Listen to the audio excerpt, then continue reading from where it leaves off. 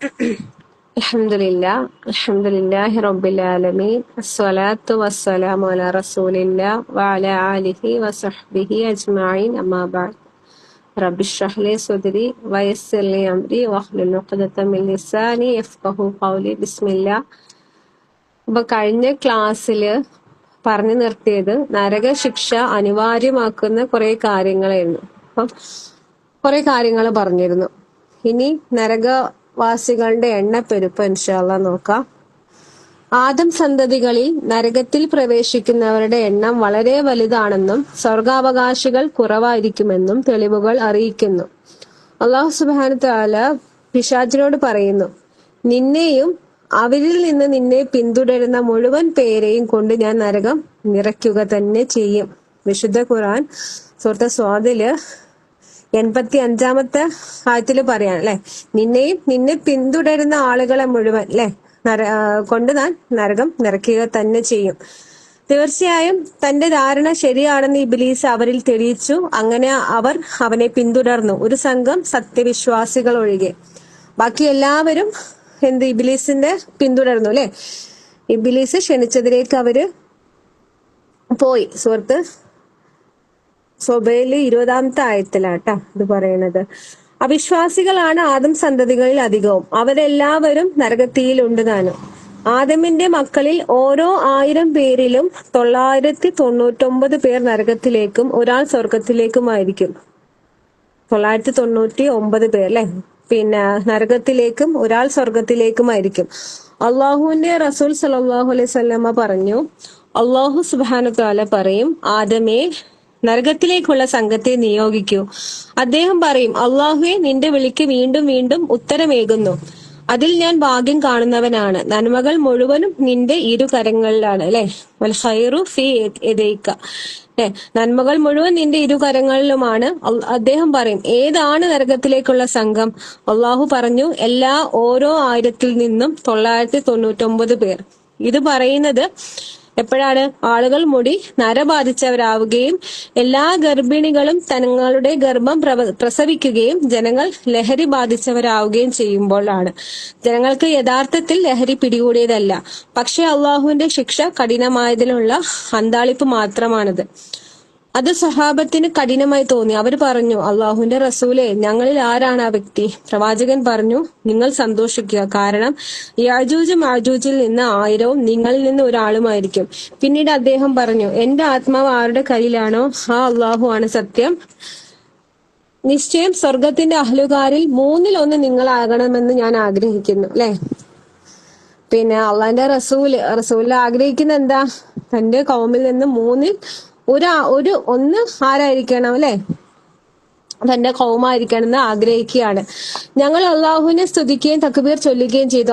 അദ്ദേഹം പിന്നീട് പറഞ്ഞു, എന്റെ ആത്മാവ് ആരുടെ കയ്യിലാണോ അവനാണ് സത്യം. നിശ്ചയം നിങ്ങൾ സ്വർഗത്തിന്റെ ആളുകളിൽ പകുതിയാകണം എന്ന് ഞാൻ കൊതിക്കുന്നു. ഇതര സമൂഹങ്ങളിൽ നിങ്ങളുടെ ഉപമ കറുത്ത ഒരു കാളയുടെ തോലിലെ വെളുത്ത ഒരു രോമത്തെ പോലെ ആകുന്നു, അല്ലെങ്കിൽ കഴുതയുടെ കാലിലെ ഒരു ഇരുണ്ട അടയാളം പോലെ ആകുന്നു അല്ലെ.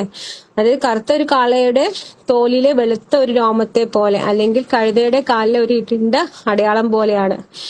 പിന്നെ അപ്പം ഇതര സമൂഹങ്ങളെ അപേക്ഷിച്ച് നോക്കുമ്പോൾ നബി സല്ലല്ലാഹു അലൈഹി വസല്ലമയുടെ ഉമ്മത്തായിരിക്കും അല്ലെ സ്വർഗാവകാശികളിൽ അധികം ആളുകളായിരിക്കുക. ഇനി എന്തുകൊണ്ടാണ് മനുഷ്യരിൽ അധികവും നരകാവകാശികളാവാൻ കാരണം? അവർക്ക് സത്യം വന്നെത്താഞ്ഞിട്ടാണോ, അതോ അവർക്ക് പ്രബോധനല്ലേ ലഭിച്ചിട്ടില്ലേ? പ്രവാചകന്മാര് വന്നിട്ടില്ലേ? നിങ്ങൾ അവരറിഞ്ഞിട്ടില്ലേ അല്ലെ? കാര്യങ്ങൾ അവരറിഞ്ഞിട്ടില്ലേ? എല്ലാവരും അറിഞ്ഞിട്ടുണ്ട് അല്ലെ, കാര്യങ്ങളെല്ലാം എല്ലാവരും അറിഞ്ഞിട്ടുണ്ട്. വ്യത്യസ്ത കാലങ്ങളിലും സ്ഥലങ്ങളിലും ജീവിച്ചിരുന്ന മനുഷ്യരിൽ സിംഹഭാഗവും നരകത്തിന് അർഹരാകുന്നത് അവർ സത്യം വന്നെത്താത്തതിനല്ല അല്ലെ. കാരണം അള്ളാഹു സുബ്ഹാനഹു തആലയുടെ ദഅവത്ത് എത്തിയിട്ടില്ലാത്ത ദാസന്മാരെ അള്ളാഹ് ശിക്ഷിക്കുകയില്ലെന്ന് പറഞ്ഞിട്ടുണ്ട്. ഒരു ദൂതനെ അയക്കുന്നവരെ നാം ശിക്ഷിക്കുന്നതുമല്ല. പിന്നെ അപ്പം നമുക്കറിയാം അല്ലെ, മുസ്ലിങ്ങളാവട്ടെ അമുസ്ലിങ്ങളാവട്ടെ, ഇന്നൊന്നും ഈ പറഞ്ഞ പോലെ അവര് അമുസ്ലിങ്ങൾക്ക് പോലും ദഅവത്ത് ലഭിക്കുന്നുണ്ടല്ലേ. അവരൊന്നും അള്ളാന്റെ വചനങ്ങൾ അറിയാതിരിക്കുന്നില്ല. ഏതൊക്കെ രീതിയിൽ അവർക്ക് സത്യം വന്നെത്തുന്നുണ്ട്. പക്ഷെ പലരും അത് അവഗണിച്ച് പോവുകയാണ് അല്ലെ, അവർ അന്വേഷിക്കുന്നില്ല. പലരും മുസ്ലിങ്ങളായിക്കൊണ്ട് തന്നെ പിന്നെ ഇസ്ലാമിലേക്ക് കടന്നു വരുന്നത് എന്താ, അവര് സത്യത്തെ അന്വേഷിച്ച് വരികയാണ് അല്ലെ. അപ്പം പ്രത്യേകിച്ച് ഇന്നത്തെ കാലഘട്ടത്തിൽ ഒരു റീസണും ആർക്കും പറയാനൊരു അവകാശം ഇല്ല അല്ലെ. ഞങ്ങൾ അറിഞ്ഞിട്ടില്ല, ഞങ്ങൾക്ക് അറിയില്ലായിരുന്നു എന്ന് പറയാൻ പറ്റൂല. ഏതൊക്കെ രീതിയിൽ അവരറിയുന്നുണ്ട് അല്ലെ. ഒരു സ്റ്റാറ്റസ് ഇട്ടാൽ മതി ഇന്ന് പലരും കാണുന്നുണ്ട്. നമ്മുടെ കോണ്ടാക്ട് ലിസ്റ്റിലുള്ള അല്ലെ മുസ്ലിങ്ങൾ മാത്രമാണ്, എല്ലാവരും കാണുന്നില്ലേ. അപ്പം ഇങ്ങനെയൊക്കെ നോക്കുകയാണെങ്കിലും പിന്നെ സത്യം അള്ളാന്റെ വചനങ്ങൾ അവരിലേക്ക് എത്തുന്നുണ്ട്. അപ്പൊ അതിലേക്ക് മുഖം തിരിക്കുമ്പോഴാണ് എന്താ അല്ലെ. അപ്പൊ പലരും നരക ശിക്ഷയ്ക്ക് അർഹരാകുന്നത് അവര് അത് ആ സത്യത്തെ അന്വേഷിക്കുന്നില്ല, കണ്ടെത്തുന്നില്ല, പിന്നെ മനസ്സിലാക്കുന്നില്ല.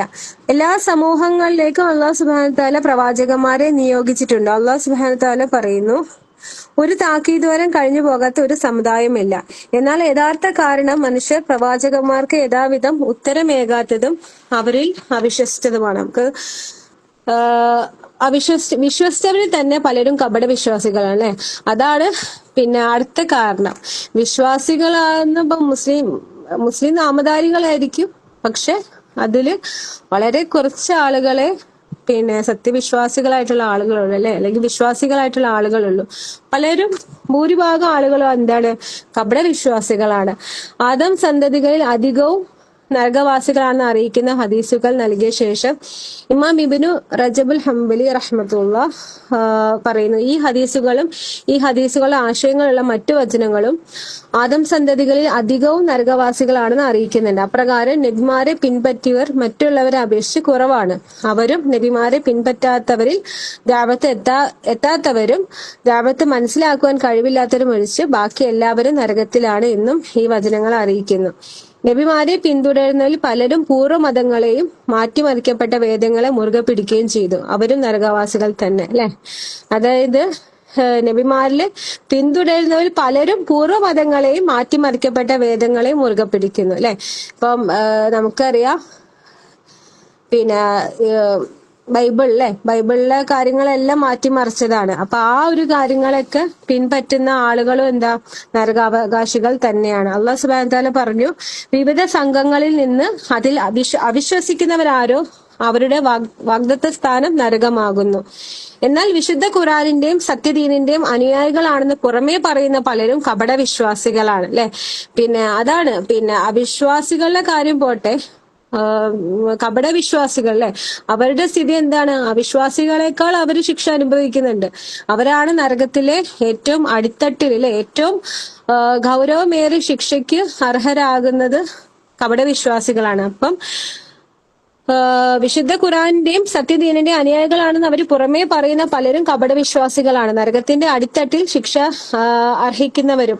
കപട വിശ്വാസികൾ ബാഹ്യമായി ഇസ്ലാമിലേക്ക് വന്നവരാണ്, എന്നാൽ ബാഹ്യവും ആന്തരികവും ഒരുപോലെ ഇസ്ലാമിലേക്ക് വന്നവരാകട്ടെ അവരിൽ സിംഹരും ദേഹേച്ഛകൾ കൊണ്ടും തന്നിഷ്ടങ്ങൾ കൊണ്ടും പരീക്ഷിക്കപ്പെട്ടു. ബിദ്അഈ കക്ഷികൾ അവരിൽപ്പെട്ടതാണ് അല്ലെ. ബിദ്അത്ത് അത് ബിദ്അഈ കക്ഷികൾ എന്നാണല്ലേ, പുതുതായിട്ട് മതത്തിൽ പുതുതായിട്ട് കൊണ്ടുവന്ന എല്ലാം ബിദ്അത്താണ് അല്ലെ.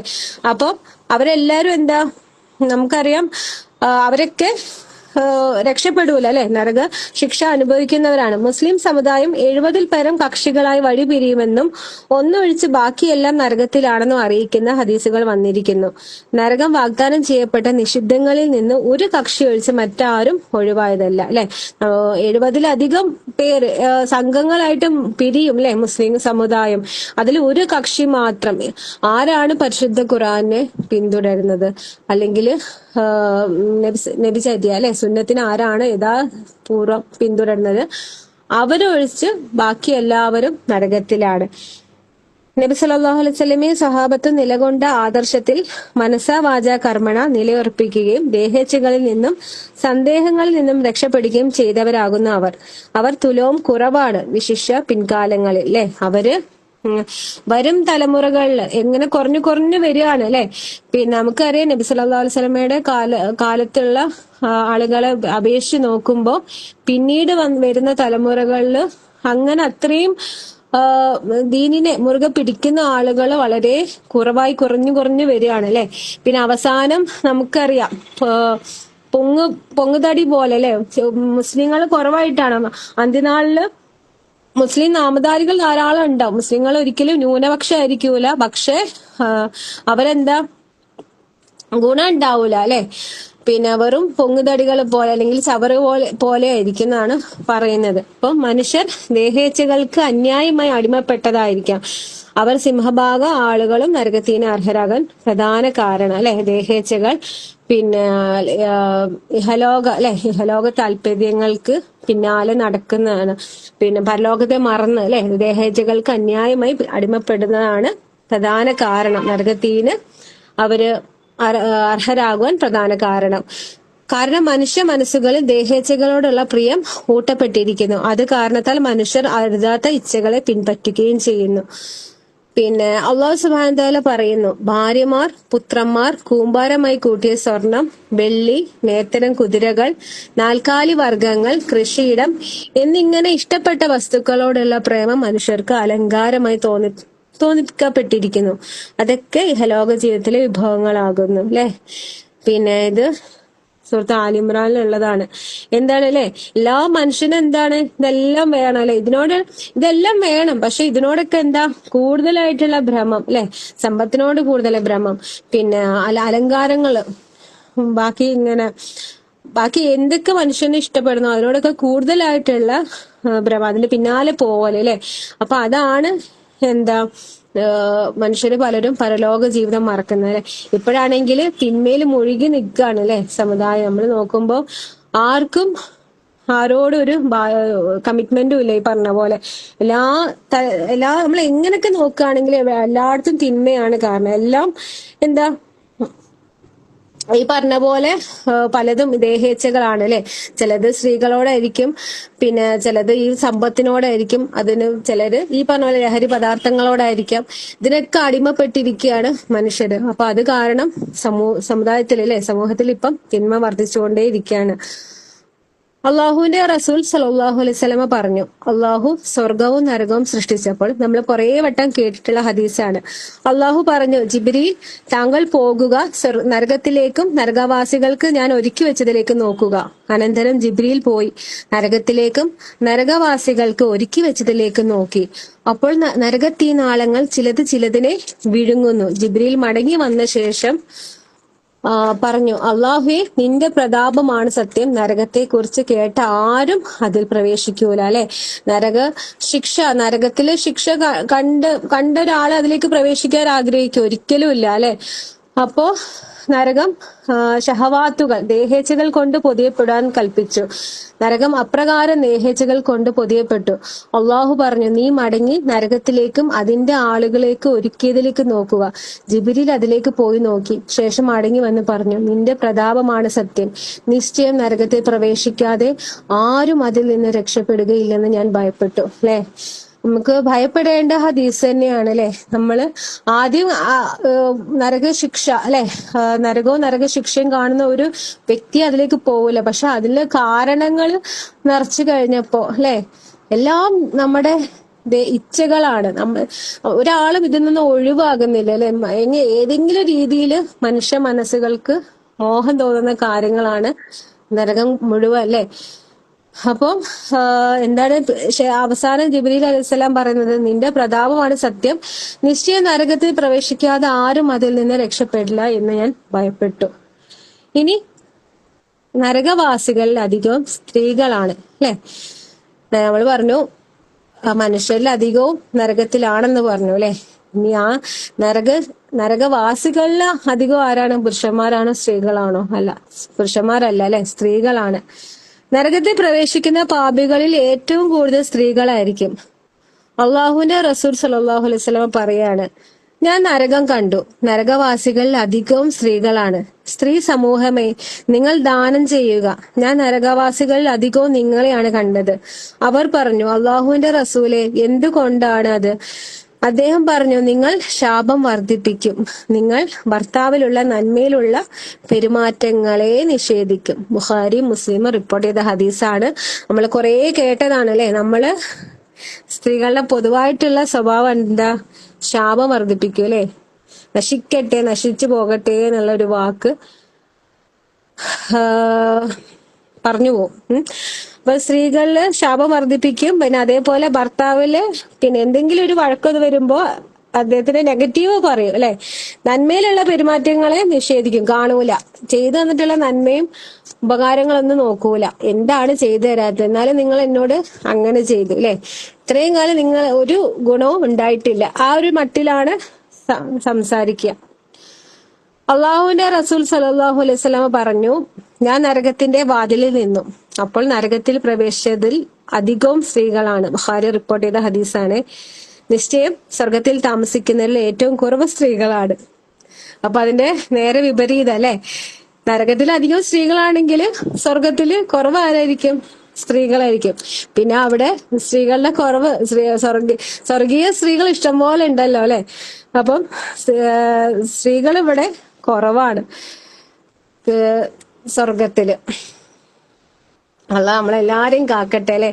നമ്മളെന്തായാലും ആ നരകത്തിലെ ഭയാനതയിൽ നിന്ന് നമ്മളെല്ലാവരെയും അള്ളാഹു സുബ്ഹാനഹു വ തആല കാത്തുരക്ഷിക്കട്ടെ. ആമീൻ. ഇനി നരകാവകാശികൾ ഭീകരരൂപികളാണ്. നരകാവകാശികൾ നരകത്തിൽ പ്രവേശിക്കപ്പെടുന്നത് ഭീകരരൂപം പൂണ്ടായിരിക്കും അല്ലെ. അവരുടെ വലിപ്പം അറിയുന്നത് അവരെ സൃഷ്ടിച്ച അള്ളാഹു സുബ്ഹാനഹു വ തആലയ്ക്ക് മാത്രമാണ്. എന്നാലും പല ഹദീസുകളിൽ റിപ്പോർട്ട് ചെയ്ത പ്രകാരം നമുക്കൊരു ധാരണയുണ്ട് അല്ലെ. നമുക്ക് യഥാർത്ഥ രൂപം നമുക്കൊരിക്കലും സങ്കല്പിക്കാൻ പറ്റൂല. പക്ഷേ പിന്നെ മുസ്ലിം റിപ്പോർട്ട് ചെയ്ത ഹദീസില് നരകത്തിലുള്ള അവിശ്വാസിയുടെ 2 ചുമലുകൾക്കിടയിലെ ദൂരം അതിവേഗതയിൽ സഞ്ചരിക്കുന്ന ഒരു യാത്രികൻ 3 ദിവസം സഞ്ചരിക്കുന്ന ദൂരമായിരിക്കും. ഒന്നും കൂടി, നരകത്തിലുള്ള അവിശ്വാസിയുടെ 2 ചുമലുകൾക്കിടയിലെ ദൂരം അതിവേഗതയിൽ സഞ്ചരിക്കുന്ന ഒരു യാത്രികൻ 3 ദിവസം സഞ്ചരിക്കുന്ന ദൂരമായിരിക്കും. അപ്പൊ എന്തായിരിക്കും അല്ലെ ആ ഒരു ചുമലിന്റെ ഒരു വലിപ്പം എന്ന് ആലോചിച്ച് നോക്കുക. അതിവേഗം സഞ്ചരിക്കുന്ന ഒരു യാത്രികനാ അല്ലെ. അപ്പൊ നല്ലോണം സ്പീഡിൽ നടക്കുന്ന ഒരാൾക്കാണ് 3 ദിവസം സഞ്ചരിക്കുന്ന ദൂരാണ് പറയുന്നത്. അപ്പൊ നമുക്ക് അത് ചിന്തിക്കാൻ പറ്റൂല അതിന്റെ വലിപ്പം അല്ലെ. ഇനി തുടർന്ന് അള്ളാഹുവിന്റെ റസൂൽ സല്ലല്ലാഹു അലൈഹി വസല്ലം പറഞ്ഞു, അവിശ്വാസിയുടെ മോണയാണ് പറയുന്നത്, അല്ലെങ്കിൽ അവിശ്വാസിയുടെ തേറ്റ ഉഹുദ് പർവ്വതം പോലെയായിരിക്കും. ഉഹുദ് പർവ്വതം അല്ലെ. നമ്മള് ഉഹുദ് പർവ്വതത്തിന്റെ വലിപ്പം എത്രയാണ് അല്ലെ. അപ്പൊ അവന്റെ മോണ അല്ലെങ്കിൽ തേറ്റ എന്ന് പറഞ്ഞത് ഉഹുദ് പർവ്വതത്തിന്റെ അത്രയായിരിക്കുന്ന. ഒന്ന് ആലോചിച്ച് നോക്കുക അല്ലെ. അത് ഒരു മനുഷ്യന്റെ കാര്യല്ലേ പറയണത്. എത്ര ആളുകളായിരിക്കും ആ നരകത്തിലുള്ളത് അല്ലെ. അപ്പൊ നരകത്തിന്റെ വലിപ്പം എന്തായിരിക്കും? അല്ലാഹു അക്ബർ. അവന്റെ തൊലിയുടെ കട്ടി 3 ദിവസത്തെ ദൂരമായിരിക്കും. നീ തൊലിയുടെ കട്ടി അടക്കം 3 ദിവസത്തെ ദൂരം ഉണ്ടായിരിക്കുന്ന പറയണത്. നമ്മുടെ തൊലിക്ക് നമ്മളല്ലേ എത്ര നൈസായിരിക്കും. അപ്പം ഈ തൊലിയുടെ കട്ടി പറയുന്നത് 3 ദിവസത്തെ ദൂരമായിരിക്കും എന്നാ പറയണത്. ഇനി ചോദിക്കട്ടെ, ഇങ്ങനെയെല്ലാം രീതിയില് നരകവാസിയെ അല്ലെ, നരകാവകാശിയെ ഇങ്ങനെ ഒരു രീതിയിൽ സൃഷ്ടിക്കാൻ എന്താ കാരണം, അല്ലെങ്കിൽ ഒരു അവസ്ഥയിലാക്കാൻ കാരണം? ഒന്നുമില്ല അല്ലെ. അവര് ശിക്ഷ ആസ്വദിക്കാൻ വേണ്ടി പരിശുദ്ധ ഖുർആനിൽ പറയുന്ന അല്ലെ, ലി യദൂഖുൽ അദാബ്, ശിക്ഷ അവർക്ക് ആസ്വദിക്കട്ടെ അല്ലെ. പലയിടത്തും ശിക്ഷയുടെ കാര്യം പറയുമ്പോഴും ആസ്വദിക്കട്ടെ, രുചിക്കട്ടെ എന്ന രീതിയിലാ പറയുന്നത് അല്ലെ. അതെന്തുകൊണ്ടാണ്? അതൊരു പരിഹാസ രൂപേണയും പറയുന്നതാണ് അല്ലെ. അള്ളാഹുവിന്റെ റസൂൽ സല്ലല്ലാഹു അലൈഹി വസല്ലം പറഞ്ഞു, നരകത്തിലുള്ള അവിശ്വാസിയുടെ തൊലിയുടെ കട്ടി 42 മുഴമായിരിക്കും അല്ലെ. അത് വേറെ ഹദീസിൽ പറയാണ് കേട്ടാ. നമ്മൾ പറഞ്ഞു 3 ദിവസത്തെ യാത്രയുടെ ദൂരം പറഞ്ഞു അല്ലെ, നരകത്തിന്റെ അവിശ്വാസിയുടെ തൊലിയുടെ കട്ടി. അപ്പൊ ഇവിടെ പറയുന്നത് 42 മുഴമായിരിക്കും. അവന്റെ മോണ ഉഹുദ് പർവ്വതം പോലെയായിരിക്കും. അവൻ ഇരിക്കുന്ന സ്ഥലത്തിന് മക്കയുടെയും മദീനയുടെയും ഇടയിലുള്ള വിസ്താരമായിരിക്കും. സുബ്ഹാനല്ലാഹ്.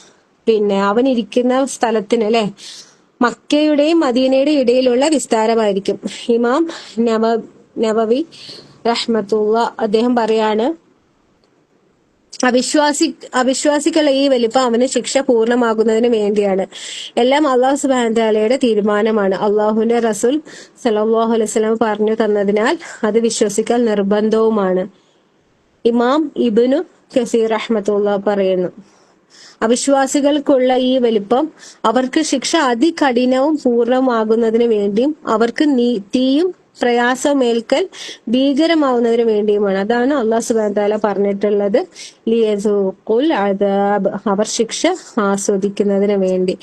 അപ്പം നമുക്കറിയാം അല്ലെ, ഇവിടുന്ന് ഒരു വട്ടം മരണപ്പെട്ടു കഴിഞ്ഞാൽ ആ ഒരു വേദനയേ ഉള്ളൂ, അല്ലെങ്കിൽ ഒരു വട്ടം തീ പൊള്ളി മരിച്ചു കഴിഞ്ഞാൽ ആ ഒരു വേദനയേ ഉള്ളൂ അല്ലെ. പക്ഷെ അവിടെ എന്താ, പുതുതായിട്ട് ശരീരം അല്ലെ പഴയതുപോലെ ആവുകയാണ്. അപ്പം ഒരിക്കലും ആ ഒരു വേദനയിൽ നിന്ന് എന്താ ഒരു മോചനം ഇല്ല അല്ലെ, ഒരു ആശ്വാസം അവർക്ക് ലഭിക്കുന്നില്ല. നരകവാസിയുടെ ഭക്ഷണം ഇനി നോക്കാം. നരകവാസികൾക്ക് വിശപ്പടക്കുവാനോ പോഷണം ലഭിക്കുവാനോ ആസ്വദിക്കുവാനോ ഉപകരിക്കുന്ന യാതൊരു ഭക്ഷണവുമില്ല അല്ലെ. ഒരു അല്പസമയത്ത് പോലും അല്ലെ നമുക്ക് ഒരു റിലാക്സേഷൻ ഇല്ല, അല്ലെങ്കിൽ ഒരു സമാധാനമല്ല, ഒരു തുള്ളി വെള്ളം, നല്ലൊരു വെള്ളം കുടിക്കാനില്ല അല്ലെ. അവർക്ക് എപ്പോഴും ലഭിക്കുന്ന വെള്ളം അല്ലെ, അത് നമുക്കറിയാം ചലവും പഴുപ്പും നിറഞ്ഞിട്ടുള്ള അല്ലെ. പിന്നെ അതുപോലെ വിശപ്പടക്കാൻ പറ്റിയ ഒരു ആഹാരം ഇല്ല അല്ലെ.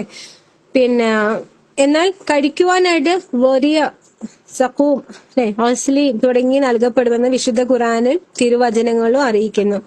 വലിയ എന്താണ്, മരുഭൂമിയിൽ കാണപ്പെടുന്ന ഒരു തരം മുൾച്ചെടിയാണ്. അത് ഉണങ്ങിയാൽ ലൊരിയ എന്നും പച്ചയാണെങ്കിൽ ഷബറക്ക് എന്നും പറയുന്നു. അതത്രേ നരകവാസിയുടെ ഭക്ഷണം അല്ലെ. മരുഭൂമിയിൽ കാണപ്പെടുന്ന ഒരു തരം മുൾച്ചെടി, അതൊന്ന് ആലോചിച്ച് വെക്കുക അല്ലെ. നമ്മൾ ഇറക്കാൻ പറ്റുമോ? ഇല്ല അല്ലെ. നിറയെ മുള്ളുള്ള ഒരു തരം മുൾച്ചെടിയാണ്. ലൈസ ലഹും തആമുൻ ഇല്ലാ മിൻ ളരിയ ലാ യുസ്മിനു വലാ യുഗ്നി മിൻ ജൂ' അല്ലെ. ലൊരിയയിൽ നിന്നല്ലാതെ അവർക്ക് യാതൊരു ആഹാരവുമില്ല, അത് പോഷണം നൽകുകയില്ല, വിശപ്പിന് ശമനം ഉണ്ടാക്കുകയുമില്ല. ഇനി സഖൂം അല്ലെ, അതെന്താ, നരകവാസികൾ തിന്നുന്ന മറ്റൊരു ഭക്ഷണമാണ് സഖൂം. എന്താണ്, നരകത്തിന്റെ അടിത്തട്ടിൽ നിന്ന് വളർന്നു പൊന്തുന്ന വികൃതമായ ഒരു വൃക്ഷമാണ് അല്ലെ.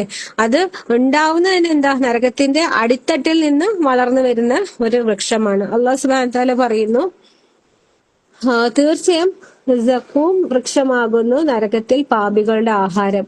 ഉരുകിയ ലോഹം പോലെ ഇരിക്കും അല്ലെ. ഉരുകിയ ലോഹം, അതൊരു ഇറക്കുന്ന അവസ്ഥ ഒന്ന് ആലോചിച്ച് നോക്ക്.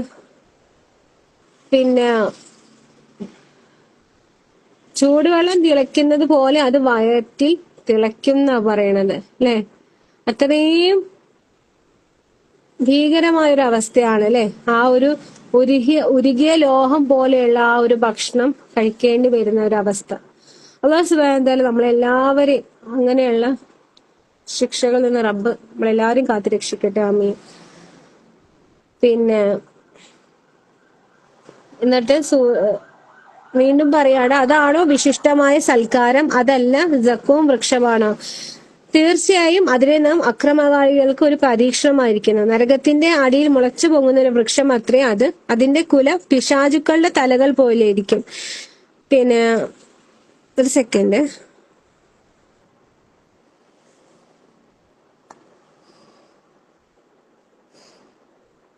സൂറത്ത് സോഫാത്തിലല്ലേ പറയുന്നത്, അതായത് അതിന്റെ കുല പിശാചുക്കളുടെ തലകൾ പോലെ ഇരിക്കും. തീർച്ചയായും അവർ അതിൽ നിന്ന് വയറ് നിറയ്ക്കുന്നവരായിരിക്കും. പിന്നീട് അവർക്ക് അതിന് മീതെ ചുട്ടു തിളയ്ക്കുന്ന വെള്ളത്തിന്റെ ഒരു ചേരുവയുണ്ട്. പിന്നീട് തീർച്ചയായും അവരുടെ മടക്കം നരകത്തിലേക്ക് തന്നെയാകുന്നു. അപ്പം അല്ലെ, ആ ഒരു അതിന്റെ കുല പറയുന്നത് പിശാചുക്കളുടെ തല പോലെ ഇരിക്കുന്ന പറയുന്നത്. അപ്പൊ അതൊന്ന് ഇറക്കുന്ന ഒരു അവസ്ഥ. പിന്നെ അതിന്റെ മീതെയോ ചൂട് വെള്ളമാണ് അല്ലെ, നല്ല ചുട്ടു തിളയ്ക്കുന്ന വെള്ളമാണ് അതിന് മീതെ അവർക്ക് കുടിക്കാൻ കൊടുക്കുക. ഹേ സത്യനിഷേധികളായ ദുർമാർഗികളെ, തീർച്ചയായും നിങ്ങൾ ഒരു വൃക്ഷത്തിൽ നിന്ന് അതായത് സഖൂമിൽ നിന്ന് ഭക്ഷിക്കുന്നവരാകുന്നു. അങ്ങനെ അതിൽ നിന്ന് വയറുകൾ നിറയ്ക്കുന്നവരും അതിന് മീതെ തിളച്ചു പൊള്ളുന്ന വെള്ളത്തിൽ നിന്ന് കുടിക്കുന്നവരുമാകുന്നു. തിളച്ചു പൊള്ളുന്ന വെള്ളത്തിൽ നിന്ന് അങ്ങനെ ദാഹിച്ചു വലിഞ്ഞ ഒട്ടകം കുടിക്കുന്ന പോലെ കുടിക്കുന്നവരാകുന്നു. ഇതായിരിക്കും പ്രതിഫലത്തിന്റെ നാളിൽ അവർക്കുള്ള സൽക്കാരം. കണ്ടോ, അവിടെ എല്ലാം സൽക്കാരം എന്നുള്ള വാക്ക് തന്നെയാ പറയുന്നത് അല്ലെ. ഇതെല്ലാം അവര് അള്ളാഹു സുബ്ഹാനഹു അവരെ പരിഹസിച്ചുകൊണ്ട് പറയാണ്, ഇതാണ് അവർക്കുള്ള സൽക്കാരം അല്ലെ. പിന്നെ സഖൂമിന്റെ അപകടാവസ്ഥ വിശദീകരിച്ചുകൊണ്ട് പ്രവാചകൻ സല്ലല്ലാഹു അലൈഹി വസല്ലം പറഞ്ഞു, സഖൂമിന്റെ ഒരു തുള്ളി ഭൂമിയിലേക്ക് ഉറ്റി വീണാൽ അത് ഭൂലോകവാസികളുടെ ജീവിതം അപകടത്തിലാക്കുമായിരുന്നു. അപ്പോൾ അത് ഭക്ഷണമാക്കുന്ന അവസ്ഥ എന്തായിരിക്കും അല്ലേ? അതിന്റെ ഒരു തുള്ളി ഭൂമിയിലേക്ക് ഉറ്റി വീണാല് ഭൂമി മുഴുവൻ നശിക്കുകയായിരുന്നു, അല്ലെങ്കിൽ ഭൂലോകവാസികളുടെ ജീവിതം അപകടത്തിലാകുമായിരുന്നു എന്നാ പറഞ്ഞത്. നമ്മൾ പറഞ്ഞു അല്ലെ, നരകത്തിന്റെ അടിത്തട്ടിൽ നിന്ന് വളർന്ന് പൊന്തി വരുന്ന ഒരു വൃക്ഷമാണ് സഖൂം. അതിന്റെ ഒരു തുള്ളി ഭൂമിയിലേക്ക് അങ്ങാണ് ഉറ്റി വീണാല് ഭൂമി മൊത്തം നശിക്കും, അല്ലെങ്കിൽ ഭൂലോകവാസികളുടെ ജീവിതം മൊത്തം അപകടത്തിലാക്കുമായിരുന്നു. അപ്പോൾ അത് ഭക്ഷിക്കുന്നവന്റെ അവസ്ഥ എന്തായിരിക്കും അല്ലെ. അതുപോലെ വേറൊരു ഭക്ഷണം അല്ലെങ്കിൽ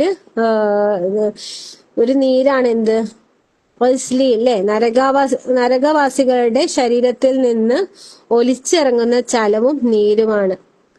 വേശ്യകളുടെ ഗുഹ്യാവയവിൽ നിന്ന് ഒലിച്ചിറങ്ങുന്ന ഒരു തരം ദുഷിച്ച ദ്രാവകവും നരകവാസികളുടെ തൊലിയിൽ നിന്ന് ഒലിച്ചിറങ്ങുന്ന ചലവും നീരും ചേർന്നതാണ്. ഇതൊന്നും കുടിക്കില്ല പറഞ്ഞിരിക്കാൻ പറ്റുമോ അല്ലെ? ഇതൊക്കെ അവര് കുടിപ്പിക്കപ്പെടും, അല്ലെങ്കിൽ കുടിച്ചു പോകും അല്ലേ. അപ്പോ ഇതൊക്കെയാണ് നരകത്തിൽ ലഭിക്കുന്ന ഭക്ഷണങ്ങൾ. അതിനാൽ ഇന്ന് ഇവിടെ അവനൊരു അല്ലാഹു സുബ്ഹാനഹു വ തആല പോലെ ഒരു ഉറ്റ ബന്ധവുമില്ല, ദുർനീരുകൾ ഒലിച്ചു കൂടിയതിൽ നിന്നല്ല മറ്റു ആഹാരങ്ങളുമില്ല, തെറ്റുകാരല്ലാതെ അത് ഭക്ഷിക്കുകയുമില്ല അല്ലെ. അപ്പം ഇങ്ങനെയുള്ള മോശപ്പെട്ട പദാർത്ഥങ്ങളാണ് പിന്നെ അവർക്ക് അവിടെ ലഭിക്കുക അല്ലെ. അതൊരു ഒരു മുള്ളു പോലെ, അല്ലെങ്കിൽ ചലം, അതും ഏറ്റവും മോശപ്പെട്ട ഭാഗത്ത് നിന്ന് ഒലിച്ചിറങ്ങുന്ന ചലം അല്ലെ. ഇവിടെ എന്താ പറയുന്നത്, വേശ്യകളുടെ ഗുഹ്യാവയവത്തിൽ നിന്ന് ഒലിച്ചിറങ്ങുന്ന ഒരു തരം ദുഷിച്ച നീര് എന്നാ പറയുന്നത്, ദ്രാവകം അല്ലെ. പിന്നെ അതുപോലെ നരകത്തിന്റെ അടിത്തട്ടിൽ നിന്ന് വളർന്നു വരുന്ന വൃക്ഷങ്ങളിൽ നിന്നുള്ള പഴം, ഇതൊക്കെയാണ് അവർക്ക് അവിടെ ലഭിക്കുന്നത്. കുടിക്കാനുള്ള വെള്ളം അല്ലെ, അതുപോലെ തന്നെ ചുറ്റ് തിളച്ചു മറിയുന്ന ദ്രാവകം. ഇനി തീ തന്നെ ഭക്ഷണമായി നൽകപ്പെടുന്നവരും നരകത്തിലുണ്ട്. അല്ലാഹു സുബ്ഹാനഹു വ തആല പറയുന്നു, തീർച്ചയായും അനാഥകളുടെ സ്വത്തുക്കൾ അന്യായമായി തിന്നുന്നവർ അവരുടെ വയറുകൾ തിന്നു നിറയ്ക്കുന്നത് തീ മാത്രമാകുന്നു അല്ലെ. ആ ഒരു രീതിയിൽ പിന്നെ അനാഥകളുടെ സ്വത്തുക്കൾ അല്ലെ അന്യായമായിട്ട് തട്ടിയെടുക്കുന്നവർ അല്ലെങ്കിൽ തിന്നുന്നവര്, അവര് വയറുകളിൽ എന്താ നിറയ്ക്കുന്നത്, തീയാണ് അല്ലെ. പിന്നെ അള്ളാഹു അവതരിപ്പിച്ച സൂറത്ത് ബഖറയിൽ പറയുന്നത്, പിന്നെ അള്ളാഹു അവതരിപ്പിച്ച വേദഗ്രന്ഥത്തിലുള്ള കാര്യങ്ങൾ മറച്ചു വെക്കുകയും അല്ലെ, പിന്നെ അതിന് വിലയായി തുച്ഛമായ നേട്ടങ്ങൾ നേടിയെടുക്കുകയും ചെയ്യുന്നവരാരോ അവർ തങ്ങളുടെ വയറുകളിൽ തിന്നു നിറയ്ക്കുന്നത് നരകാഗ്നി അല്ലാതെ മറ്റൊന്നുമല്ല. ഉയർത്തെഴുന്നേൽപ്പിന്റെ നാളിൽ അള്ളാഹു അവരോട് സംസാരിക്കുകയോ അവരെ സംശുദ്ധരാക്കുകയോ ചെയ്യുകയില്ല. അവർക്ക് വേദനയേറെ ശിക്ഷ ഉണ്ടായിരിക്കും അല്ലെ. അപ്പം നമ്മൾ പറഞ്ഞു, അനാഥകളുടെ സ്വത്തുക്കൾ അന്യായമായി തിന്നുന്നവർ അല്ലെ. അതുപോലെ അള്ളാഹു അവതരിപ്പിച്ച അള്ളാഹുവിന്റെ വചനങ്ങൾ അല്ലെ, ഗ്രന്ഥത്തിലുള്ള കാര്യങ്ങൾ മറച്ചു വെക്കുന്നവരും അവരും എന്താണ്, വയറുകളിൽ തീയാണ് അല്ലെ തിന്നുന്നത്. പിന്നെ എന്തിനു വേണ്ടിയിട്ടാണ്, തുച്ഛമായ നേട്ടങ്ങൾക്ക് വേണ്ടി അല്ലെ. കാര്യങ്ങൾ അറിഞ്ഞിട്ട് തന്നെ സംസാരിക്കുന്ന പണ്ഡിതന്മാരുണ്ട്. എന്തുകൊണ്ടാണ് അങ്ങനെയൊക്കെ സംസാരിക്കുന്നത്? ഇവിടെ കുറച്ച് കച്ചവടം അല്ലെ, കുറച്ച് ഇതിന്റെ പേരിൽ ബിസിനസ്, അല്ലെങ്കിൽ ഇവിടെ സുഖിച്ച് ജീവിക്കുക, അല്ലെങ്കിൽ സത്യം പറഞ്ഞു പോയാല് കുറച്ച് കഷ്ടപ്പാടാണ് അല്ലെ, വേണ്ടത്ര വരുമാനം ലഭിക്കില്ല. അങ്ങനെയൊക്കെ അറിഞ്ഞുകൊണ്ട് എന്താ കാര്യങ്ങൾ മറച്ചു വെക്കുന്നവരുണ്ട്. അവരൊക്കെ എന്താ നരകത്തില് തീയാണ് ഭക്ഷിക്കുന്നത് അല്ലെ, അവരെ വയറുകൾ നിറയ്ക്കുന്ന തീയാണ്. അപമാനകരമായ ഇത്തരം തീറ്റ വസ്തുക്കൾ നരകവാസിയുടെ തൊണ്ടയിൽ തങ്ങി നിൽക്കും എന്നാണ് അല്ലാഹു സുബ്ഹാനഹു വ തആല പറയുന്നത്. തീർച്ചയായും നമ്മുടെ അടുക്കൽ കാൽച്ചങ്ങലുകളും ജ്വലിക്കുന്ന നരകാഗ്നിയും തൊണ്ടയിൽ അടഞ്ഞു നിൽക്കുന്ന ഭക്ഷണവും അല്ലെ. പിന്നെ പരിശുദ്ധ ഖുർആനില് എവിടെയാ പറയുന്നത്? പരിശുദ്ധ ഖുർആനില് മുസമ്മിലല്ലേ പറയുന്നത്? പിന്നെ തീർച്ചയായിട്ടും എന്താണ്, നരക നമ്മുടെ അടുക്കൽ കാൽച്ചെങ്ങലുകളും ജ്വലിക്കുന്ന നരകാഗ്നിയും തൊണ്ടയിൽ അടഞ്ഞു നിൽക്കുന്ന ഭക്ഷണവും വേദനയേറി ശിക്ഷയുമുണ്ട്. സൂറത്ത് മുസമ്മലില് 12 മുതൽ 13 ആയത്തുകളിൽ പറയുന്നതാണിത്. ഇനി ഇപ്പം പാനീയം ഇനി നോക്കാം അല്ലെ. നമ്മള് ഭക്ഷണത്തിന്റെ കാര്യം പറഞ്ഞു. പാനീയം വേറെയും പറയുന്നുണ്ട്. നരകത്തിൽ നരകവാസികൾക്ക് നൽകപ്പെടുന്ന പാനീയങ്ങൾ വൈവിധ്യമാർന്നതായിരിക്കും. പക്ഷേ നിന്ദ്യതയും കടുത്ത ചൂടുള്ളതും തൊണ്ടയിൽ കുടുങ്ങുന്നതും മുഖം കരിക്കുന്നതും കുടൽ ഉരുക്കുന്നതുമായ പാനീയങ്ങളായിരിക്കും അവയെല്ലാം. നിന്ദ്യവും കടുത്ത ചൂടുള്ളതും തൊണ്ടയിൽ കുടുങ്ങുന്നതും മുഖം കരിക്കുന്നതും കുടൽ ഉരുക്കുന്നതുമായിട്ടുള്ള പാനീയങ്ങളായിരിക്കും നരകവാസിയുടെ പാനീയം. അല്ലാഹു സുബ്ഹാനഹു വതആല പറയുന്നു, ഇതാണ് അവർക്കുള്ളത്, ആകയാൽ അവർ ആസ്വദിച്ചു കൊള്ളട്ടെ കൊടും ചൂടുള്ള വെള്ളം. ഹമീം അല്ലെ, കൊടും തണുപ്പുള്ള വെള്ളം. ഓസ്വാക്ക്. ഇത്തരത്തിൽപ്പെട്ട മറ്റു പല ഇനം ശിക്ഷകളും ഉണ്ട് അല്ലെ. ഇതൊക്കെ ഒരു ആശ്വാസവും ലഭിക്കൂല അല്ലെ. പിന്നെ അത് കുടിക്കുന്നവരെ ദാഹം മാറോ? ഇല്ല. ഒരു അല്പം നേരെങ്കിലും ഒരു ആശ്വാസം ലഭിക്കും? ഒന്നുമില്ല അല്ലെ. കൊടും ചൂടുള്ള ഹമീം പോലെയുള്ള വെള്ളവും കൊടും തണുപ്പുള്ള അല്ലെ. കൊടും തണുപ്പ് നമുക്ക് തണുപ്പ് കഴിക്കുന്നതിനൊരു പരിധി ഉണ്ട് അല്ലെ. മാക്സിമം പോയാല് നമ്മള് ചിലർ ഐസ് കട്ട കഴിച്ചു കണ്ടിട്ടുണ്ട്. അതിലപ്പുറം നമുക്ക് കഴിക്കാൻ പറ്റുമോ? അപ്പം ഇത് കൊടും തണുപ്പുള്ള ഒസാക്ക് എന്ന് പറഞ്ഞിട്ടുള്ള പാനീയവും അവർക്ക് ലഭിക്കും. അത്തരക്കാർക്കാകട്ടെ കൊടും ചൂടുള്ള വെള്ളമായിരിക്കും കുടിക്കാൻ നൽകപ്പെടുക. അങ്ങനെ അവരുടെ കുടലുകളെ ഛിന്ന ഭിന്നമാക്കി കളയും അല്ലെ. ആ ഒരു വെള്ളം കുടിക്കുന്നതോടുകൂടി അവരുടെ കുടല് പൊട്ടിത്തെറിക്കും. പിന്നെ ചുട്ടു തിളയ്ക്കുന്ന ഒരു ഉറവിൽ നിന്ന് അവർക്ക് കുടിപ്പിക്കപ്പെടുന്നതുമാണ്. അതുകൊണ്ടാണ് അല്ലെ അവരുടെ അവസ്ഥ അറിയുമ്പോ അവര് പറയുന്നില്ല, ഞങ്ങളും മണ്ണായി പോയിരുന്നെങ്കിൽ അവർ ആഗ്രഹിക്കുന്നത് അല്ലെ. കാരണം മുമ്പില് വലിയൊരു നരകമാണ്. നരക ശിക്ഷ കാണുന്നവർ അവരെന്താ പറയണത്? ഞങ്ങൾ ഇവിടെ വെച്ചിട്ട് മണ്ണായി പോകട്ടെ എന്നവര് ആഗ്രഹിച്ചു പോവാണ് അല്ലെ. അപ്പം ചുട്ടു തിളയ്ക്കുന്ന ഒരു ഉറവിൽ നിന്ന് അവർക്ക് കുടിപ്പിക്കപ്പെടുന്നതുമാണ്. നരകത്തിൽ നരകവാസികൾക്കുള്ള 4 പാനീയങ്ങളെ പറ്റിയാണ് ഈ വചനങ്ങളിൽ പറയുന്നത്. ഒന്ന് ഹമീം, ചൂട് പാരമ്യതയിലെത്തിയ വെള്ളമാകുന്നു ഹമീം. അല്ലാഹു സുബ്ഹാനഹു വതആല പറയാണ്, അതിനും തിളച്ചു കൊള്ളുന്ന ചൂട് വെള്ളത്തിനും ഇടയ്ക്ക് അവർ ചുറ്റിത്തിരിയുന്നതാണ്. നമുക്കറിയാം സൂറത്തുർ റഹ്മാനിലുള്ള യതൂഫൂന ബൈനഹാ വബൈന ഹമീമിനാണ്. എന്താ? അതിനും തിളച്ചു കൊള്ളുന്ന വെള്ളത്തിനും ചൂട് വെള്ളത്തിനും ഇടയിൽ അവര് ചുറ്റിത്തിരിയുന്നതാണ്. ആര്? നരകവാസികൾ അല്ലെ, അവിശ്വാസികൾ. പിന്നെ 2 ഒസാക്ക്. ഒസാക്ക് എന്ന് പറഞ്ഞാൽ ഇപ്പൊ പറഞ്ഞ പോലെ കൊടും തണുപ്പുള്ള തൊണ്ടയിൽ കെട്ടി നിൽക്കുന്ന വെള്ളമാണ് ഒസാക്ക്. അല്ലാഹു സുബ്ഹാനഹു വതആല പറയുന്നു, ഇതാണ് അവർക്കുള്ളത്, ആകയാൽ അവർ അത് ആസ്വദിച്ചു കൊള്ളട്ടെ കൊടും ചൂടുള്ള വെള്ളവും അതുപോലെ കൊടും തണുപ്പുള്ള വെള്ളവും. 3 സ്വദീദ്. സ്വദീദ് എന്നുള്ള വെള്ളമുണ്ട്. അത് ഏതിലാ? സൂറത്ത് ഇബ്രാഹിമിലാ പറയുന്നത് അല്ലെ. 16-17 ആയത്തിൽ പറയുന്നുണ്ട്, നരകവാസികളുടെ മാംസത്തിൽ നിന്നും തൊലിയിൽ നിന്നും ഒലിച്ചിറങ്ങുന്ന ഒരു ദ്രാവകമാണ് സ്വദീദ്. അപ്പം 3 അല്ലെ. പിന്നെ 3-ാമത്തെ സ്വദീദാണ്. ചോരയും ചലവും കലർന്ന നീരിൽ നിന്നായിരിക്കും അവന് കുടിക്കാൻ നൽകപ്പെടുന്നത്. അത് അവൻ കീഴ്പോട്ട് ഇറക്കാൻ ശ്രമിക്കും. അത് തൊണ്ടയിൽ നിന്ന് ഇറക്കുവാൻ അവന് കഴിഞ്ഞേക്കുകയില്ല. 4 മുഹ്ല്. ഒരുക്കിയ ലോഹത്തിന് സമാനമായ ടാറ് പോലെ കട്ടിയുള്ള ഒരു ദ്രാവകമാണ് മുഹ്ല്. അല്ലാഹു സുബ്ഹാനഹു വതആല പറയുന്നു, അവർ വെള്ളത്തിന് അപേക്ഷിക്കുന്ന പക്ഷം ഉരുക്കിയ ലോഹം പോലുള്ള വെള്ളമായിരിക്കും അവർക്ക് കുടിക്കാൻ നൽകപ്പെടുന്നത്. അത് മുഖങ്ങളെ ഇരിച്ചു കളയും. വളരെ ദുഷിച്ച പാനീയം തന്നെ. നരകം വളരെ ദുഷിച്ച വിശ്രമ സ്ഥലം തന്നെ. വസാഅത്ത് മുർത്തഫഖൻ അല്ലെ. അതായത് പിന്നെ ഉരുക്കിയ ടാറ്, നമ്മൾ നേരത്തെ ഭക്ഷണത്തിന്റെ സമയത്ത് പറഞ്ഞു അല്ലെ. അപ്പോഴും ഉരുക്കിയ ലോഹത്തെ കുറിച്ച് പറഞ്ഞിട്ടുണ്ട്. അതേപോലെ വെള്ളവും അല്ലെ. വെള്ളവും അവർക്ക് ലഭിക്കുന്നത് ഉരുക്കിയ ലോഹം പോലെയുള്ളൊരു വെള്ളം. അത് അവർക്ക് ഇറക്കാൻ പറ്റുമോ? ഇറക്കാൻ പറ്റൂല അല്ലെ. അതിൽ ഇറക്കുമ്പോ എന്തായിരിക്കും അതിന്റെ അവസ്ഥ? മൊത്തം ഉരുകി പോകൂലേ. ഇനി 5 പറയുന്നത് ത്വീനത്തുൽ ഖബാല്. നരകവാസികൾ ചിലർ ത്വീനത്തുൽ ഖബാല് റാദത്തുൽ ഖബാൽ എന്നീ പേരുകളുള്ള പാനീയങ്ങൾ കുടിപ്പിക്കപ്പെടുമെന്ന് ഹദീസുകളിൽ വന്നിട്ടുണ്ട്. അള്ളാഹുവിന്റെ റസൂൽ സല്ലല്ലാഹു അലൈഹി വസല്ലമ പറഞ്ഞു, എല്ലാ ലഹരി ഉണ്ടാക്കുന്നവയും ഹറാമാകുന്നു. നിശ്ചയം അള്ളാഹു സുബ്ഹാനഹു തആല ലഹരി വസ്തുക്കൾ കുടിക്കുന്നവരോട് അവരെ ത്വയ്യിനത്തുൽ ഖബാൽ കുടിപ്പിക്കുമെന്ന് കരാർ ചെയ്തിരിക്കുന്നു. അവർ പറഞ്ഞു, അള്ളാഹുവിന്റെ റസൂലെ, എന്താണ് ത്വയ്യിനത്തുൽ ഖബാൽ? റസൂൽ സല്ലല്ലാഹു അലൈഹി വസല്ലമ പറഞ്ഞു, നരകവാസികളുടെ വിയർപ്പ് അല്ലെങ്കിൽ നരകവാസികളുടെ ചലം. അപ്പം 5 വ്യത്യസ്ത പാനീയങ്ങളെ കുറിച്ചിട്ടാണ് ഇവിടെ പറഞ്ഞിട്ടുള്ളത് അല്ലെ. നരകവാസികളുടെ പാനീയം ഒന്ന് ഹമീം, ചുട്ട് തിളയ്ക്കുന്ന വെള്ളം അല്ലെ, ചുട്ടു പൊള്ളുന്ന അല്ലെങ്കിൽ തിളച്ചുകൊണ്ടിരിക്കുന്ന വെള്ളം. പിന്നെ രണ്ടാമത് പറഞ്ഞത് അതിന്റെ നേരെ വിപരീതമായിട്ടുള്ള കൊടും തണുപ്പല്ല അല്ലെ, ഒസാക്ക്. മൂന്നാമത് സ്വദീദ്, അതെന്താണ്? നരകവാസികളുടെ മാംസത്തിൽ നിന്നും തൊലിയിൽ നിന്നും ഒലിച്ചിറങ്ങുന്ന ഒരു തരം ദ്രാവകം. പിന്നെ 4 മുഹ്ല് എന്ന് പറയുമ്പോൾ അതും ഈ പറഞ്ഞ ഉരുക്കിയ ലോഹം അല്ലെ.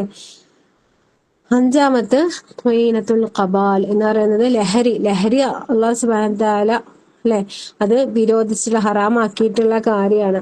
അത് കുടിക്കുന്നവര്, അത് ഭക്ഷിക്കുന്നവർക്ക് അവർക്കുള്ള സ്പെഷ്യൽ ആയിട്ട് കൊടുക്കുന്നതാണ് ത്വയ്യിനത്തുൽ ഖബാൽ എന്ന് പറഞ്ഞത്. അത് ഈ പറഞ്ഞ പോലെ നരകവാസികളുടെ വിയർപ്പ് അല്ലെങ്കിൽ നരകവാസികളുടെ ചലം. അപ്പൊ ഇതിനൊക്കെ അല്ലെ നമുക്ക് മനസ്സിലാക്കുന്നത്, ഒരു ദാഹിച്ചിട്ടാണല്ലോ നമ്മള് വെള്ളം കുടിക്കുന്നത്. അപ്പൊ ഒരു തരത്തിലും ദാഹം മാറാത്ത അല്ലെ, ദാഹം മാറാത്ത അല്ലെങ്കിൽ ആ ഒരു ആശ്വാസം നൽകുന്ന ഒരു ഭക്ഷണമോ പാനീയമോ അവിടെ ലഭിക്കാനില്ല അല്ലെ. പിന്നെ ഇത്രയും നേരം നിങ്ങൾ ശിക്ഷ അനുഭവിച്ചതല്ലേ പറഞ്ഞിട്ട് കുറച്ച് ആശ്വാസം അവർക്ക് ലഭിക്കാനില്ല അല്ലെ. കുറച്ച് സമയം പോലും ഒരു ആശ്വാസം അവർക്ക് ലഭിക്കാനില്ല. ഒരു തണലോ പിന്നെ ഒരു വിശ്രമ സ്ഥലമോ അവർക്ക് കണ്ടെത്താൻ പറ്റില്ല. ഒരു വിശപ്പടക്കാൻ പറ്റിയ ഒരു ആഹാരവും പാനീയവും നരകവാസികൾക്ക് കിട്ടൂല അല്ലെ. അപ്പം അത്ര കഠിനമാണ്. അള്ളാഹു കഠിനമായി ശിക്ഷിക്കുന്നവൻ. നമ്മളെപ്പോഴും അള്ളാഹുവിന്റെ കാരുണ്യത്തെ കുറിച്ച് നമ്മൾ പറയല്ലേ, പക്ഷെ അതോടൊപ്പം തന്നെ ചിന്തിക്കേണ്ട ഒരു കാര്യമാണ്, കഠിനമായി ശിക്ഷിക്കുന്നവനുമാണ് ആര്? റബ്ബ്. അപ്പം നരകവാസികൾ അല്ലെ, അവരാ ഒരു ശിക്ഷയ്ക്ക് അർഹരാണോ എന്ന് ചോദിക്കുമ്പോൾ അള്ളാഹ് അവന്റെ കാരുണ്യം കൊണ്ട് ഓരോ നന്മയ്ക്കും 10 ഇരട്ടി മുതൽ 700 ഇരട്ടി വരെ, അതിലധികവും അല്ലെ, വസാദത്ത് എന്ന് പറയണ അല്ലെ, അതിലധികം അവൻ നൽകും. ഓരോ ആളുകളും ചെയ്യുന്ന നന്മ നോക്കുമ്പോൾ അതിന് തുല്യമായിട്ടുള്ള നന്മയല്ല അല്ലെ, പ്രതിഫലം അല്ല നൽകുന്നത്. അപ്പൊ അത് അള്ളാന്റെ കാരുണ്യാണ് അല്ലെ. തന്റെ അടിമകൾ ഒരാളും നരകത്തിൽ പെട്ടുപോകണ്ട അല്ലെ, പെട്ടുപോകരുത് എന്ന് അതിയായിട്ട് ആഗ്രഹിക്കുന്നതുകൊണ്ടാണ് ഓരോ ചെറിയ നന്മയ്ക്കും 10 ഇരട്ടി പ്രതിഫലം അല്ലെങ്കിൽ 700 ഇരട്ടി പ്രതിഫലം നൽകി തന്റെ അടിമയെ നരകത്തിൽ നിന്ന് രക്ഷിക്കണമെന്ന് അതിയായിട്ട് ആഗ്രഹിക്കുന്നതാണ് നമ്മുടെ റബ്ബ്, നമ്മുടെ സൃഷ്ടാവ്. പക്ഷെ എന്നിട്ടും ആ ഒരു ഹതഭാഗ്യരിൽ പെടണമെങ്കിൽ അത് എത്രമാത്രം ധിക്കാരികളായിരിക്കും അല്ലെ, തോന്നിവാസികളായിരിക്കും. അല്ലെങ്കിൽ ആ ഒരു തുലാസിന്റെ കനം അല്ലെ, അത് തിന്മയുടെ ഭാഗത്താണ് കനം തൂങ്ങുന്നതെങ്കിൽ അത്രത്തോളം തെറ്റ് ആ ഒരു വ്യക്തി ചെയ്തിട്ടുണ്ടാവും അല്ലെ, അല്ലെങ്കിൽ ഹതഭാഗ്യരായിരിക്കും അത്. പിന്നെ അതും കൂടി ആലോചിക്കാം. ഇനി നരകവാസികളുടെ വസ്ത്രം നോക്കാം. നരകവാസികൾക്ക് വിവിധങ്ങളായിട്ടുള്ള വസ്ത്രങ്ങളും വിരിപ്പും പുതപ്പും നരകത്തിൽ നൽകപ്പെടുന്നതാണ്. അല്ലാഹു സുബ്ഹാനഹു വ തആല പറയുന്നു, എന്നാൽ അവിശ്വസിച്ചവരാരോ അവർക്ക് അഗ്നി കൊണ്ടുള്ള വസ്ത്രങ്ങൾ മുറിച്ചു കൊടുക്കപ്പെടുന്നതാണ്. അവരുടെ തലയ്ക്ക് മീതെ തിളയ്ക്കുന്ന വെള്ളം ചൊരിയപ്പെടുന്നതുമാണ്. സൂറത്ത് ഹജ്ജില് 19 പറയുന്നതാണ്. എന്താ പറയണത്? അവിശ്വസിച്ചവരാരോ അവർക്ക് അഗ്നി കൊണ്ടുള്ള വസ്ത്രങ്ങൾ അല്ലെ, സിയാബും മിന്നാർ എന്ന് പറഞ്ഞത് അല്ലെ. സിയാബ് നമുക്കൊരു വസ്ത്രം, മിന്നാർ അല്ലെ, നരകത്തിൽ നിന്നുള്ള ഒരു തരം വസ്ത്രങ്ങളായിരിക്കും അവർക്ക് ധരിക്കാൻ കൊടുക്കപ്പെടുന്നത്. അവരുടെ തലയ്ക്ക് മീതെ തിളയ്ക്കുന്ന വെള്ളം അല്ലെ, ഹമീമും ചൊരിയപ്പെടുന്നതാണ്. അതുപോലത്തെ സൂറത്ത് ഇബ്രാഹിമിൽ പറയുന്നുണ്ട്, ആ ദിവസം കുറ്റവാളികളെ ചങ്ങലകളിൽ അന്യോന്യം ചേർത്ത് ബന്ധിക്കപ്പെട്ടതായിട്ട് നിനക്ക് കാണാം. അവരുടെ കുപ്പായം കറുത്ത കീല് ടാർ കൊണ്ടുള്ളതായിരിക്കും. അപ്പൊ ഇവിടെ നേരത്തെ പറഞ്ഞത് അല്ലെ സിയാബും മിന്നാറാണെങ്കിൽ ഇവിടെ എന്താ പറയണത്? ഇവിടെ പറയുന്നത് സറാബീലുഹും അല്ലെ, സറാബീലുഹും മിൻ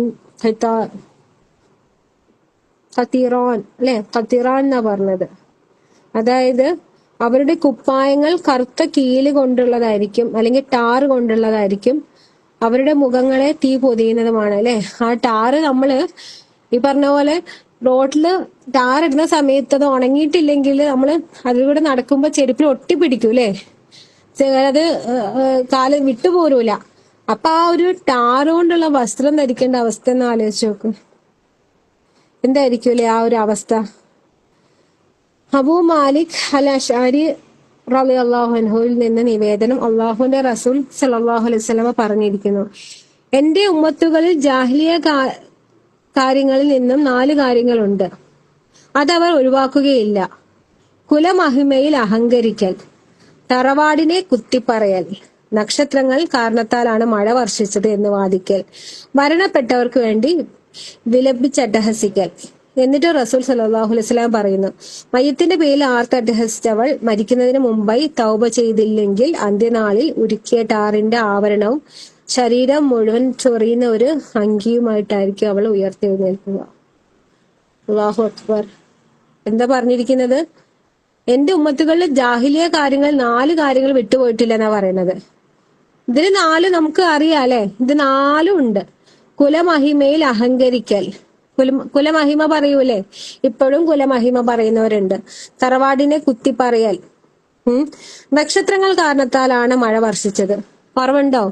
എത്രയോ ആളുകൾ ഇപ്പോഴും പറഞ്ഞുകൊണ്ടിരിക്കുന്നുണ്ട്, കാർത്തികയല്ലേ തിരുവാതിരയല്ലേ മഴ പെയ്യും. അല്ലേ, അത് തിരുവാതിരയില്ലേ അല്ലെങ്കിൽ കാർത്തികയ്ക്ക്, എനിക്കറിയില്ല കേട്ടോ ഏതൊക്കെ കറക്റ്റ് നാളെന്നുള്ളത്. അപ്പൊ ഒരു മഴ എന്തായാലും ഉണ്ടാവും, നിർബന്ധമാണ് അല്ലെ, ഫറള എന്നുള്ള രീതിയിൽ അവര് പറയും. അപ്പൊ 4-മത്തെ എന്താ പറയണത്? മയ്യത്തിന് മുന്നില് ആർത്തട്ടഹസിച്ചവല്ലേ റബ്ബേ. പിന്നെ അപ്പൊ ആ ഒരു സ്ത്രീനെ കുറിച്ച് പറയുന്നത് എന്താണ്? തൗബ ചെയ്യാതെ ആ സ്ത്രീ മരിക്കുകയാണെങ്കിൽ അന്ത്യനാളിൽ ഉരുക്കിയ ടാറിന്റെ ആവരണവും ശരീരം മുഴുവൻ ചൊറിയുന്ന ഒരു വസ്ത്രവുമായിട്ടായിരിക്കും അവൾ ഉയർത്തെഴുന്നേൽക്കുക എന്നാ പറഞ്ഞത്.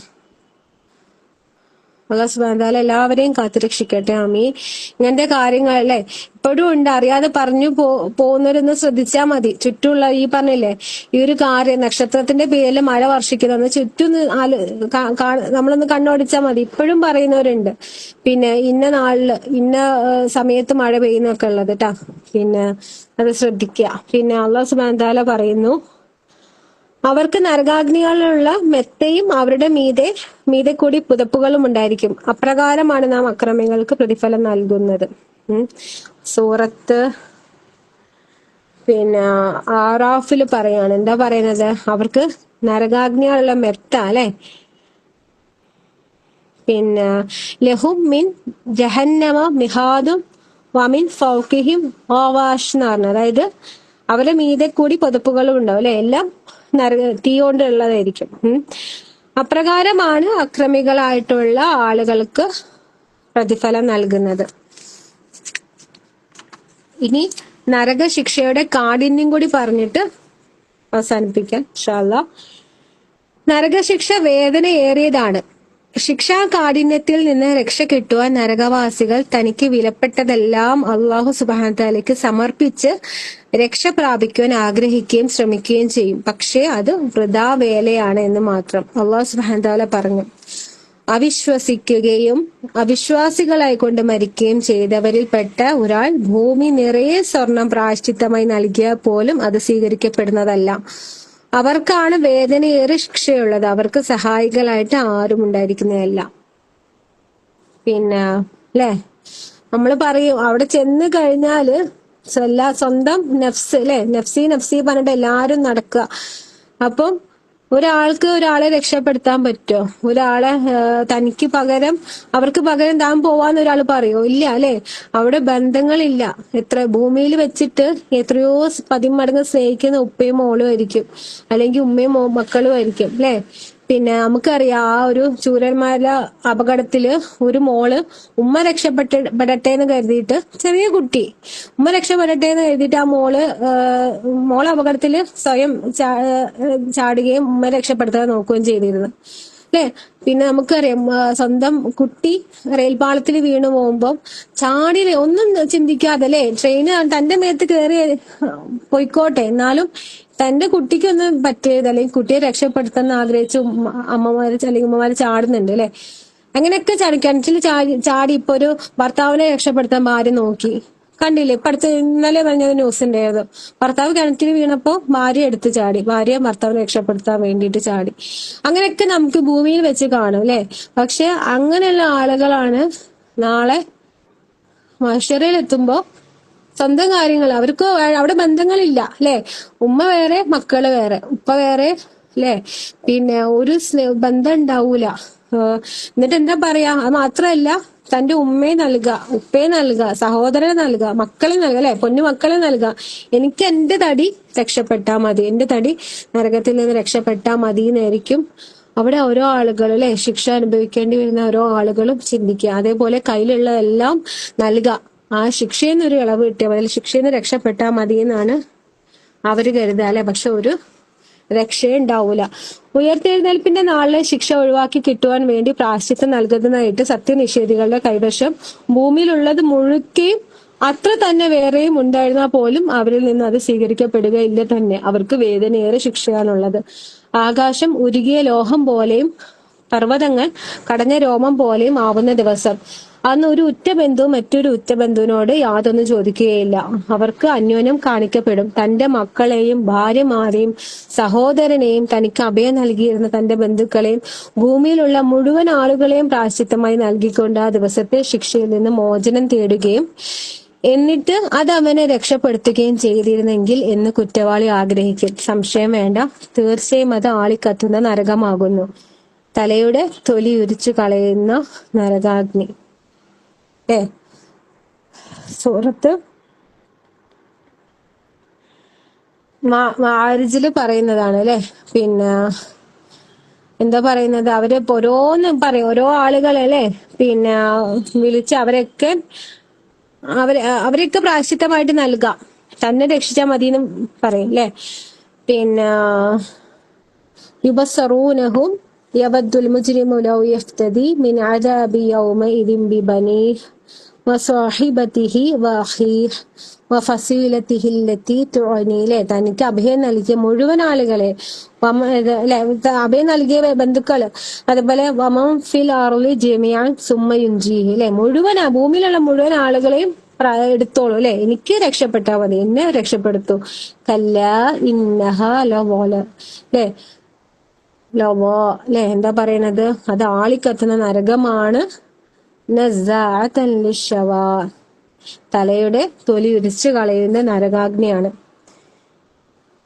നരകവാസിയായ ദുനിയാവ് കണ്ട ഏറ്റവും വലിയ സുഖലോലുപനെ അന്ത്യനാളിൽ കൊണ്ടുവരപ്പെടും. അയാൾ നരകത്തിൽ ഒന്ന് മുക്കിയെടുക്കപ്പെടും. ശേഷം പറയപ്പെടും, ആദമിന്റെ പുത്ര, നീ വല്ല നന്മയും കണ്ടിട്ടുണ്ടോ? വല്ല സമൃദ്ധിയും നിന്നിൽ നിന്ന് കടന്നു പോയിട്ടുണ്ടോ? അപ്പോൾ അവൻ പറയും, അള്ളാഹു ആണ് സത്യം, രക്ഷിതാവേ ഇല്ല അല്ലേ? അപ്പൊ നമുക്ക് ദുനിയാവ് കണ്ട ഏറ്റവും വലിയ സുഖലോലുപൻ അല്ലെ, അങ്ങനെയുള്ള ഒരാളെ അന്ത്യനാളിൽ കൊണ്ടുവന്നിട്ട് അയാളെ നരകത്തിൽ ഒന്ന് മുക്കിയെടുക്കുന്ന പറയണത്. എന്നിട്ട് ചോദിക്കും, എന്താ ചോദിക്കുന്നേ? ആദമിന്റെ പുത്ര, നീ വല്ല നന്മയും കണ്ടിട്ടുണ്ടോ? വല്ല സമൃദ്ധിയും നിന്നിൽ നിന്ന് കടന്നു പോയിട്ടുണ്ടോ? അപ്പൊ അവൻ പറയും അല്ലെ, അള്ളാഹു ആണ് സത്യം, രക്ഷിതാവേ ഇല്ല. അന്ത്യനാളിൽ നരകവാസികളിൽ ഏറ്റവും നിസ്സാരമായ ശിക്ഷ അർഹിക്കുന്ന ഒരു വ്യക്തിയോട് അള്ളാഹു പറയും, നിനക്ക് ഭൂമിയിലുള്ളതെല്ലാം ഉണ്ടായിരുന്നെങ്കിൽ അത് നീ പ്രായശ്ചിത്തമായി നൽകുമോ? അയാൾ പറയും, അതെ. അള്ളാഹു പറയും, നീ എന്നിൽ ഒന്നിനെയും പങ്കു ചേർക്കരുത് എന്ന് ഇതിനേക്കാൾ വിനീതമായ കാര്യം ഞാൻ നിന്നോട് ആവശ്യപ്പെട്ടു.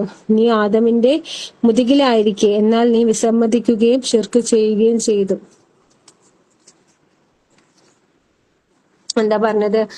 അന്ത്യനാളില് നരകാവകാശികളിലെ ഏറ്റവും നിസ്സാരമായ ശിക്ഷ അർഹിക്കുന്ന ഒരു വ്യക്തിയോടാണ് അള്ളാഹ് പറയുന്നത്, നിനക്ക് ഭൂമിയിലുള്ള ഭൂമിയിലുള്ളതെല്ലാം ഉണ്ടായിരുന്നെങ്കിൽ നീ അതിന് പ്രായശ്ചിത്തമായി നൽകുമോന്ന്, അത് നീ പ്രായശ്ചിത്തമായി നൽകുമെന്ന്. അപ്പൊ അവര് പറയും അതേന്ന് പറയുമ്പോ പറയും, എന്നിലൊന്നും പങ്കു ചേർക്കരുത്, ശിർക്ക് ചെയ്യരുതെന്ന് മാത്രമേ ഞാൻ നിന്നോട് ആവശ്യപ്പെട്ടുള്ളൂ. പക്ഷെ നീ എന്താ ചെയ്തത്?